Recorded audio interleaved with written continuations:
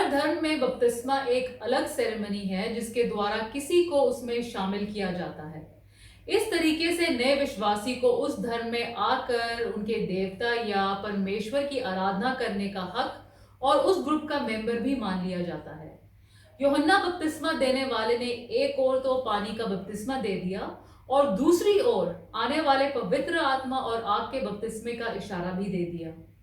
क्या 3 तरह के बपतिस्मे होते हैं और इनमें क्या भिन्नता है, आज हम इसी विषय पे बात करेंगे।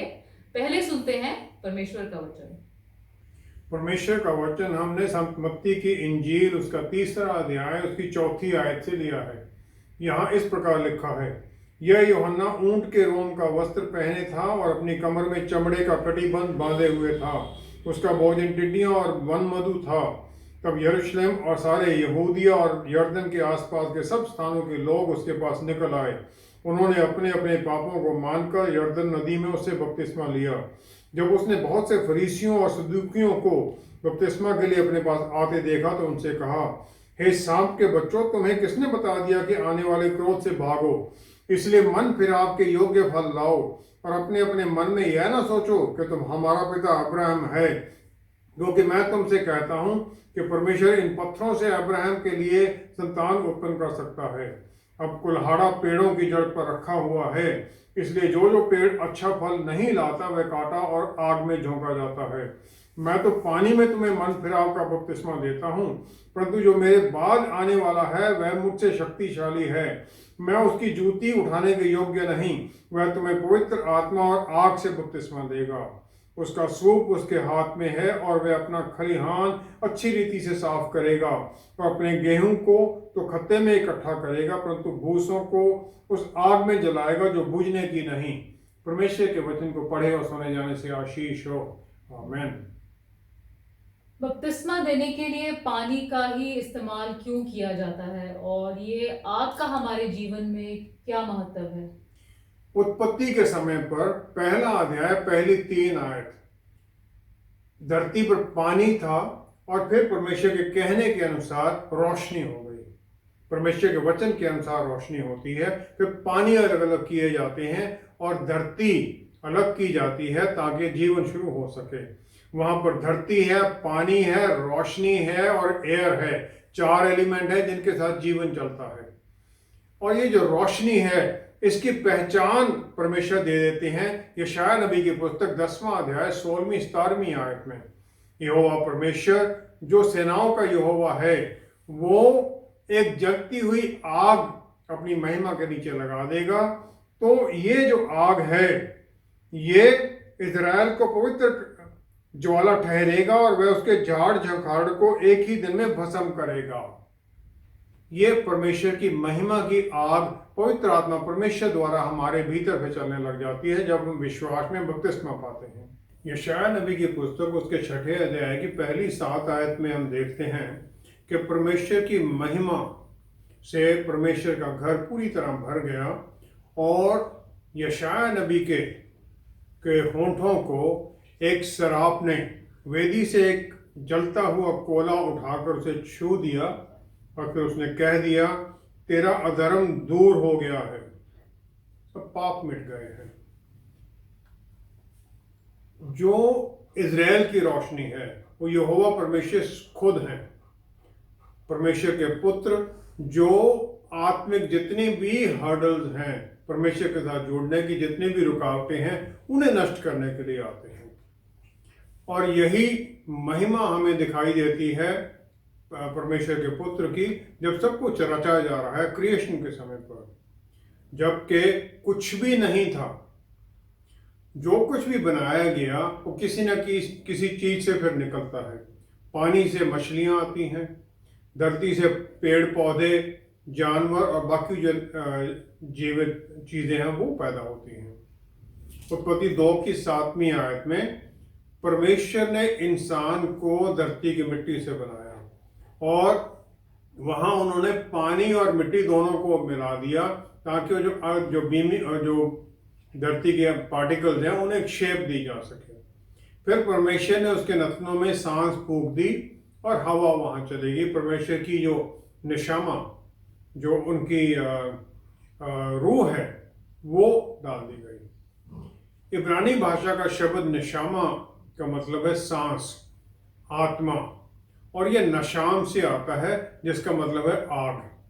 यशाया नबी की पुस्तक 30 अध्याय 33वीं आयत में परमेश्वर की सांस को जलती हुई गंधक की धारा के समान माना गया है, और इंसान की जो सांस है उसमें भी आग का एलिमेंट है। जब सब कुछ बनाया गया, धरती और हवा बेसिक एलिमेंट है, और आग और पानी क्रिएटिंग एलिमेंट है, इनके साथ मिलकर सब कुछ बनता है। आग और पानी में फर्क क्या है? वो दोनों एक दूसरे के अपोजिट हैं, उनकी जो कैरेक्टरिस्टिक्स हैं अलग हैं।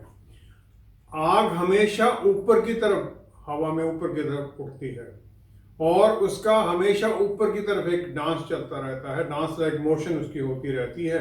जहां पर वो है उसमें कभी भी संतुष्ट नहीं है। वो हमेशा जिस भी वेसल में है उसकी हदें तोड़कर ऊपर निकलना चाहती है। पानी उसके अपोजिट है। पानी नीचे की तरफ चलता है और उसे किसी भी जगह पर कंटेन किया जा सकता है टर्बुलेंस के बिना। गिलास में पानी डाल के रख दो, वहां रुक जाएगा वो। आग जो कोई भी चीज है उसकी कंपोजिशन को तोड़ देती है, और पानी उन्हें जोड़ता है, उन्हें इकट्ठा बांध देता है। आत्मिक तौर पर आग हमारे आत्मा के अंदर की जो स्ट्राइविंग है, उनकी इच्छा है, एक पैशन है परमेश्वर की तरफ जोड़ने के लिए, एक रेस्टलेसनेस है। पानी शांति को जाहिर करता है, भरपूरी को जाहिर करता है, संतुष्टि को जाहिर करता है, और वो अपोजिट को मिला देता है। आग फैलती है, पानी जोड़ता है और शांति लाता है। मनुष्य के जीवन में जहां पर दोनों का सही बैलेंस नहीं है, वहां पर जीवन अनप्रोडक्टिव हो जाता है, अनसेटल्ड हो जाता है। अगर सिर्फ आग ज्यादा है तो टेंशन रहेगी, असंतुष्टि रहेगी और मिजरी होगी, चारों तरफ परेशानी ही होगी। और अगर सिर्फ पानी ज्यादा है तो फिर लेजीनेस होगी, इमोबिलिटी होगी, कोई हरकत नहीं, और नैरो पर्सपेक्टिव है, कहीं और बढ़ना नहीं चाहता है इंसान फिर। नया जन्म जब विश्वास में प्रभु यीशु के साथ है तो ये है कि हम दोनों लेवल पर ऑपरेट कर सकते हैं, एक बैलेंस आ जाता है। हमें एम्बिशियस होना है कि हमारी जो स्वर्ग की कॉलिंग है, जो हमारी वहां का मसा है परमेश्वर के बच्चे होने के कारण, हम उसके स्वर्ग राज्य के कामों के लिए उनकी तरफ देखें, उन कामों की तरफ देखें। लेकिन हमारे अंदर एक एटीट्यूड धन्यवाद का भी होना चाहिए, ताकि हम आत्मिक तौर पर मटेरियल रेम में भी काम कर सकें, जहां पर कि हमें एक दूसरे को बांधना है, जोड़ना है, और वो मुक्ति की तरफ लेके आना है जो प्रभु यीशु से मिलती है, विश्वास में लेके आना है। मत्ती 3 की 11वीं आयत में यूहन्ना बपतिस्मा देने वाले ने, जो भी उनके पास बपतिस्मा देने के लिए आए, उन्होंने पानी के बपतिस्मे और बाद में आग के बपतिस्मे के बारे में बता दिया।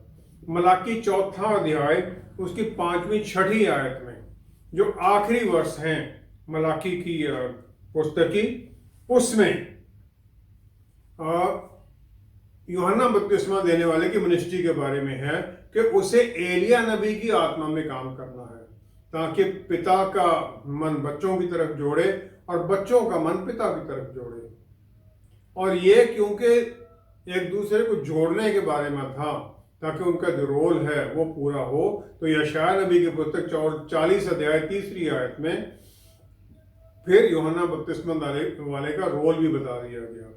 उसे परमेश्वर के लिए रास्ता तैयार करना है और एक हाईवे फॉर आवर गॉड उसको तैयार करना है, और ये लोगों के मनों को तैयार करना है वाटर बपतिस्मे के द्वारा, पानी के बपतिस्मे के द्वारा, ताकि लोग तैयार हों आने वाले मसीहा के लिए, एक ग्रुप बन जाए, एक झुंड तैयार हो।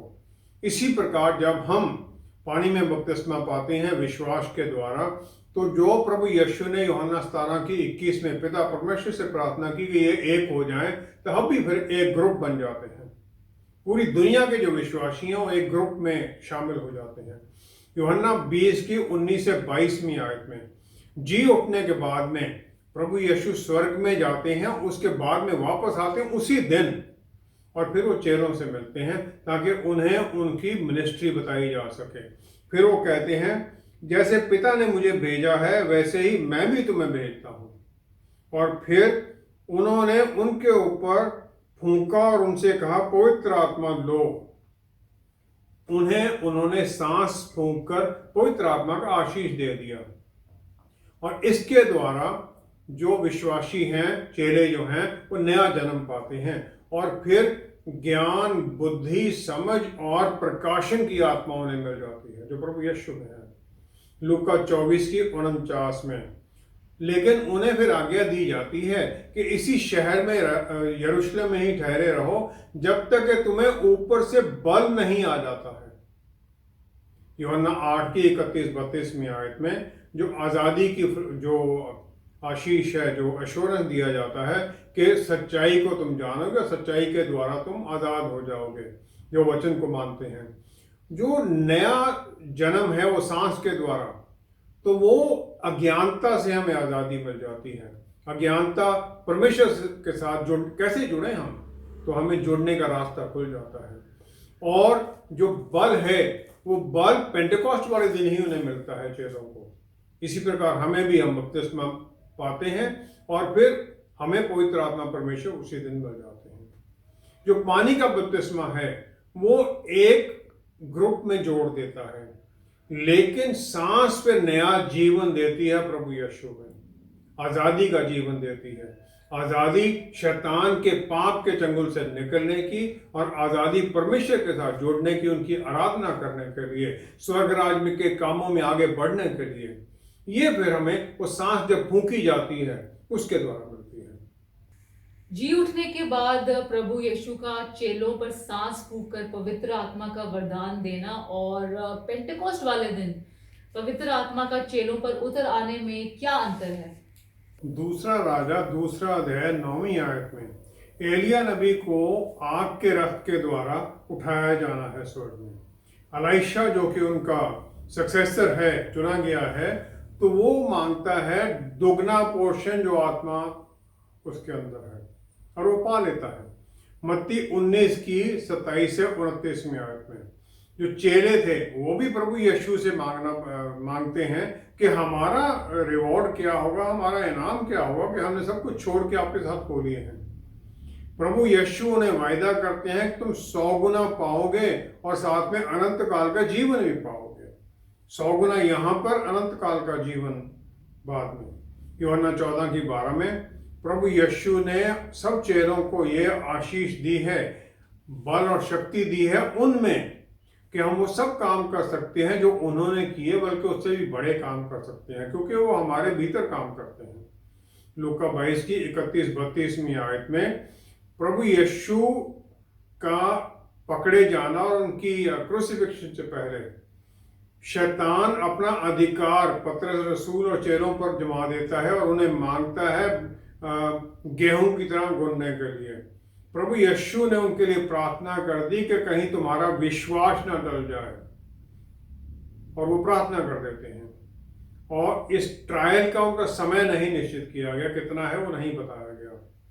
और फिर यहूदी लीडर्स, उनके डर से चेले छुपे हुए हैं, उनके मन में ये भय है, और फिर वो छुपे हुए दरवाजे बंद करके बैठे होते हैं, और उन्हें बल मिलना है पेंटेकोस्ट वाले दिन, जो कि 50 दिन दूर है। जो पहली अनॉइंटिंग होती है प्रभु यीशु द्वारा, वो नया जीवन दिया जाता है, और जो उनकी महिमा उन्हें पास कर दी जाती, जिसका प्रभु यीशु ने यूहन्ना 17:22 की प्रार्थना में कहा था कि मैं अपनी महिमा इन्हें दिए जाता हूँ, वो महिमा वहां पास हो जाती है। दूसरा जो आत्मा की का मसा है जो इस समय वो करते हैं, वो सांस फूंकने के द्वारा, वो प्यार और आत्म संयम के बारे में है। पवित्र आत्मा परमेश्वर के जो 2 इंपॉर्टेंट एलिमेंट हैं, जिसके बारे में पौलुस रसूल ने 2 तिमोथियुस 1:7 आयत में लिखा है, तो वो 2 जो इंपॉर्टेंट एलिमेंट हैं उनके साथ वो मिल जाते हैं, ताकि वो विश्वास में बने रहें, प्रार्थना में बने रहें, और वचन के ऊपर मनन करते रहें और उसे समझते रहें। पेंटेकोस्ट वाले दिन उन्हें फिर बल मिलता है, जो कि तीसरा एलिमेंट है पवित्र आत्मा परमेश्वर का। और फिर उसके साथ ही उनका एटीट्यूड बदल जाता है। प्रेरितों की पुस्तक 2 अध्याय 2-3 आयत में पेंटेकोस्ट में 3 एलिमेंट हैं उस दिन के। पहला है, एक आवाज आती है, एक माइटी रशिंग विंड स्वर्ग से नीचे की तरफ आती हुई, और उस आवाज से कमरा भर जाता है और पूरे यरूशलेम में वो आवाज सुनाई देती है। परमेश्वर के पुत्र ने सब कुछ, जो हमारी हर चीजें अपने ऊपर ले ली, हमारे लिए उन्होंने सब कुछ सह लिया, ताकि उनमें हम नया जीवन पाएं। और ये नया जीवन किसी एक ग्रुप के लिए नहीं था, सबके लिए था। पूरे यरूशलेम में ये आवाज सुनाई देती है। दूसरा, टंग्स एंड डिवाइडेड टंग्स वहां आ जाती जो आग की तरह है, और आग परमेश्वर की हजूरी को भी दर्शाती है। तीसरा, जो आग है हमेशा ऊपर की तरफ चलती है, जैसे पहले भी हमने कहा था। और पवित्र आत्मा परमेश्वर एक विश्वासी के अंदर बुद्धि और ज्ञान वचन के बारे में भर देती है। और फिर हर दिन पवित्र आत्मा परमेश्वर हमें बदलते रहते हैं, ताकि हम पाप से हर दिन पवित्र होते जाएं, बदलते जाएं उनके अक्षर रूप में। जिस प्रकार के आग किसी मेटल से उसकी जो इम्प्योरिटी उसे जला परे कर देती है, अलग कर देती है, पिघला देती है उसमें से। लेवी व्यवस्था 6 अध्याय उसकी 13वीं आयत में मूसा को जब डिटेल्स दी गई जो टैबरनेकल उसके बारे में, तो उसमें कहा गया कि जो आग है वेदी के ऊपर वो कभी भी बुझनी नहीं चाहिए। फिर लेवी व्यवस्था 9वां अध्याय 24वीं आयत में जब वो वेदी के ऊपर जो ऑफरिंग चढ़ाई जाती है, तो फिर उसके द्वारा परमेश्वर से आग उतरती है, जो उस बर्न्ट ऑफरिंग को और उसके फैट को सबको कंज्यूम कर देती है। आग परमेश्वर के प्यार को भी दर्शाती है, और पैशन जो उसको भी दर्शाती है। और इसमें इंसान का काम क्या है? वो ये है कि उसमें वो लगा रहे ताकि ये जलती रहे। और पेंटेकोस्ट के दिन परमेश्वर ने ये कह दिया कि fire must not go out. हम उस आग में कुछ और ऐड नहीं कर सकते हैं, हम अपना उसमें कुछ नहीं ऐड कर सकते हैं, नहीं तो हम दोषी हो जाते हैं। लेवी व्यवस्था 10वां अध्याय पहली 2 आयत में नदाब और अबीहू ने, जो हारून के पुत्र थे, उन्होंने यही करने की कोशिश की थी। उन्होंने अपनी आग पहुंचा दी और उससे परमेश्वर को धूप देने की कोशिश की और खत्म हो गए। परमेश्वर का प्यार हमें दूसरों के साथ बांटना है, और जो वो टंग्स हैं, जो जीभें हैं, जो चेलों को उतरती हैं, वो पूरा करती हैं कि हम एक तरफ तो आग के द्वारा स्वर्गीय उससे जुड़े हुए हैं, और फिर जीभ के द्वारा हम उसकी कन्फेशन करते हैं वचन को, और ये हम कन्फेशन करते हैं दूसरों के सामने।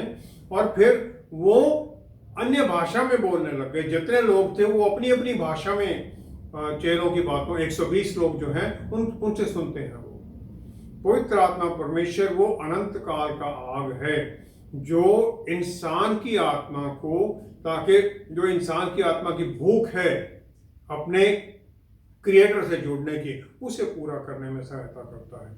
और ये हर विश्वासी के अंदर, जिस दिन हम परमेश्वर के सॉवरेन कंट्रोल में आ जाते हैं, उन्हें अपना मुक्तिदाता मान लेते हैं, उसी दिन हमें पानी बपतिस्मे के साथ मिल जाते हैं। आग हमारे भीतर आ जाती है, लेकिन इंसान को इसमें अपना एक लगे रहना पड़ता है, ताकि वो जो आग है वो धधकती रहे। जितना हम जुड़ते हैं वचन के द्वारा, प्रार्थना के द्वारा, आराधना के द्वारा, उतना वो आग हमारे भीतर काम करती रहती है।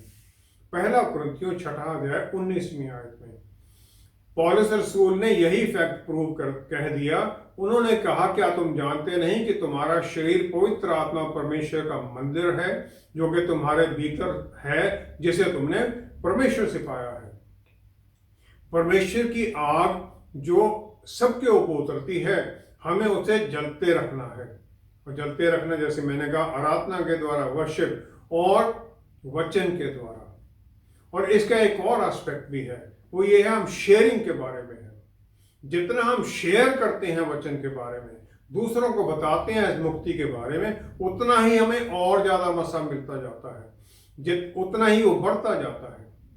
चेले आत्मा के द्वारा भरे जाने के बाद में उसी समय वचन सुनाने लग गए, और पतरस रसूल ने वचन सुनाया और बोल्डली सुनाया, और उसी दिन 3000 लोग विश्वास में आ गए। प्रेरितों की पुस्तक 2 अध्याय 40 से 42 आयत में हम देखते हैं। यिर्मयाह नबी की पुस्तक 20वां अध्याय 7 से 9वीं आयत में परमेश्वर ने यिर्मयाह को एक नबी ठहरा दिया उसके जन्म से पहले से ही। लेकिन क्योंकि इजरायली लोग वचन से दूर थे, तो जितना वो उसे बताने की कोशिश करते तो उसकी हंसी उड़ाई जाती और सब कोई उस पर ठट्ठा करते थे। फिर यिर्मयाह नबी ने कहा 9वीं आयत में, अगर मैं कहूं मैं उसकी चर्चा ना करूंगा और उसके नाम से बोलूंगा, तो मेरे हृदय की ऐसी दशा होगी मानो मेरी हड्डियों में धधकती हुई आग हो, और मैं अपने को रोकते रोकते थक गया पर मुझसे रहा नहीं जाता। वो आग इतनी उसके अंदर है कि वो रोक नहीं सकता है, उसे बोलना ही है, वचन सुनाना ही पड़ेगा।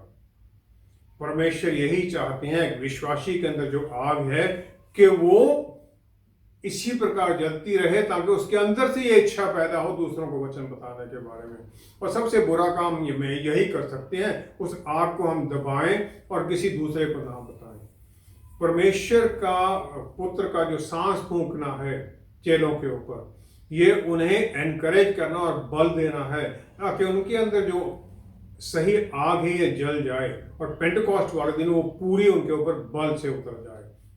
मत्ती 3:12 में बपतिस्मा देने वाले यूहन्ना ने प्रभु यीशु के बारे में कहा कि उसके हाथ में उसका वो घुनने वाला सब कुछ है, वो अपना गेहूं इकट्ठा कर लेंगे, लेकिन जो चाफ है, जो भूसा है, उसे जलाकर खत्म कर देंगे।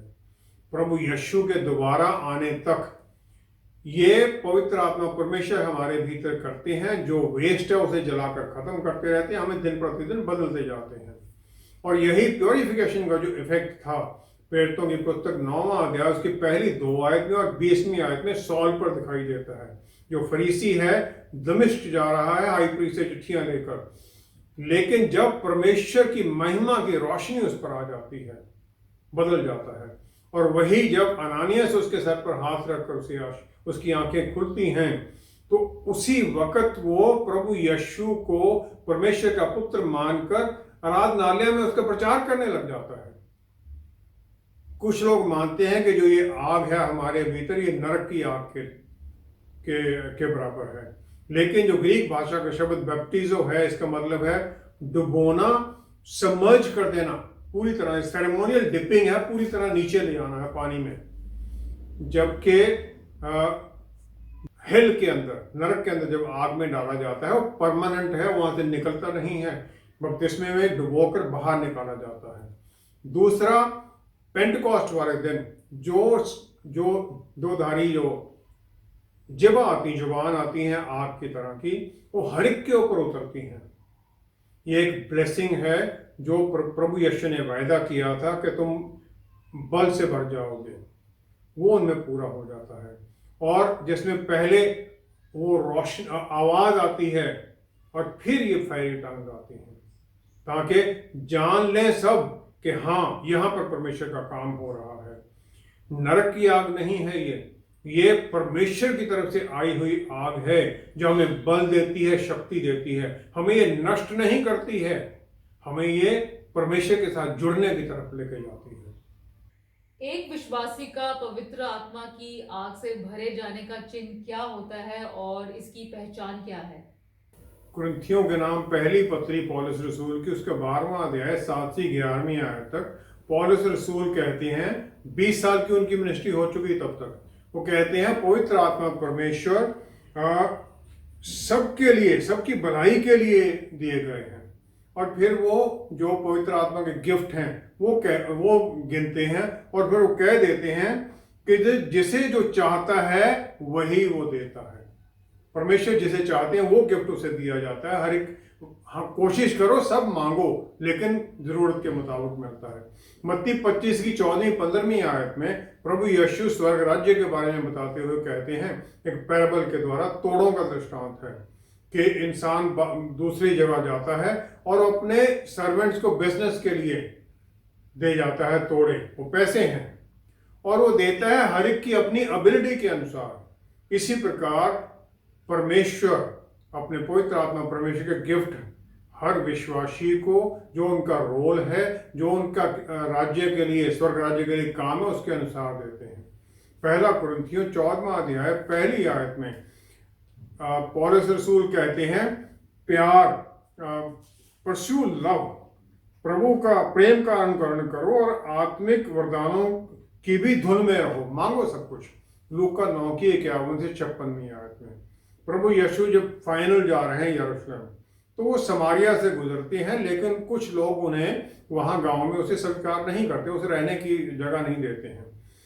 याकूब और यूहन्ना जो दोनों भाई हैं, परमेश्वर प्रभु यीशु से कहते हैं, क्या हम स्वर्ग से आग उतार दें, इन्हें नष्ट कर दें?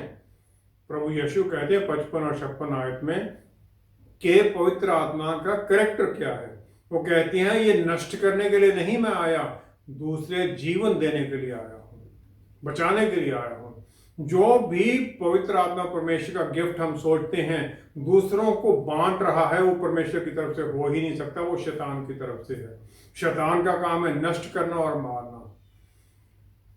परमेश्वर का जो सांस है वो नया जीवन देता है, जो बल देता है, पवित्र करता है और गाइड करता है आत्मा की आग के द्वारा, और फिर वचन हमें देता है ताकि उनकी हम गवाही दें। पूरा बपतिस्मा पवित्र आत्मा परमेश्वर का एक विश्वासी के लिए यही होता है, और इसमें कोई टेंशन नहीं है, इसमें सेलिब्रेशन है, और ताकि हम वो शीशे की तरह जो इमेज है उसकी तरह बदलते जाएं। फिर हर एक को आनंदित होना है कि अपने मन में शांति से भर जाना है, कोई अशांति नहीं होनी चाहिए। तो प्रभु यीशु कहते हैं, अपनी शांति मैं तुम्हें दिए जाता हूं। और फिर ये हम पाते हैं उनके साथ एकता में जुड़े हुए रहने के साथ, हम उनसे जुड़ जाते हैं, जुड़े हुए रहते हैं, ताकि फिर हमारे मन में किसी तरह का कोई डर भय ना रहे। पवित्र आत्मा परमेश्वर, आग, वो जीव, पानी, ये सब इसीलिए है कि हम परमेश्वर की गवाही दें, उनके वन में चलें, और किसी काम के लिए नहीं। आइए हम प्रार्थना करें। पिता परमेश्वर, हम आपका धन्यवाद करते हैं।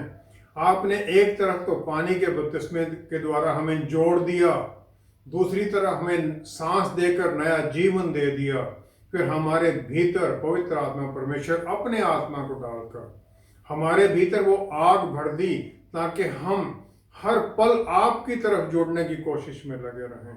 और फिर हमें वो जीव दे दी, जुबान दे दी, ताकि हम वो सच्ची गवाही आपकी देते रहें। धरती से हम जुड़े रहें, धरती पर रहते हैं, लेकिन हमारे मन में हर पल वो आग की तरह ऊपर उठने की आशा भी बनी रहती है। हम आपका धन्यवाद करते हैं, आपने हर आशीष हमें दी है। हम सब जो जुड़े हुए हैं इस पवित्र आत्मा परमेश्वर की भरपूरी से भरे रहें, और आपके वचन की, आपके नाम की सच्ची गवाही देते रहें। फिर जिस प्रकार आपने चेलों के साथ वचन की पुष्टि के लिए चिन्ह और चमत्कार किए, तो फिर हमारे जीवन में भी उसी प्रकार चिन्ह और चमत्कार होते रहें। पिता परमेश्वर, धन्यवाद करते हैं हमारी प्रार्थना को सुनने और स्वीकार करने के लिए। ये सब कुछ हम आपके प्यारे बेटे प्रभु यीशु के पवित्र नाम में मांगते हैं। आमेन, आमेन, आमेन। बपतिस्मा परमेश्वर के साथ हमारे रिश्ते पर एक मोहर या सील है, जो हमें यकीन दिलाता है कि हम परमेश्वर के बच्चे होने का अधिकार पा चुके हैं। दूसरी ओर ये हमारी परमेश्वर की ओर एक कमिटमेंट को भी जाहिर करता है कि हम भी उनके अधीनगी में चलने के लिए तैयार हैं।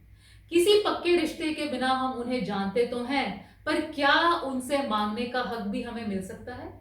हमारे साथ एक बार फिर जुड़ने के लिए आपका बहुत बहुत धन्यवाद। See you next time. Stay blessed. Shalom.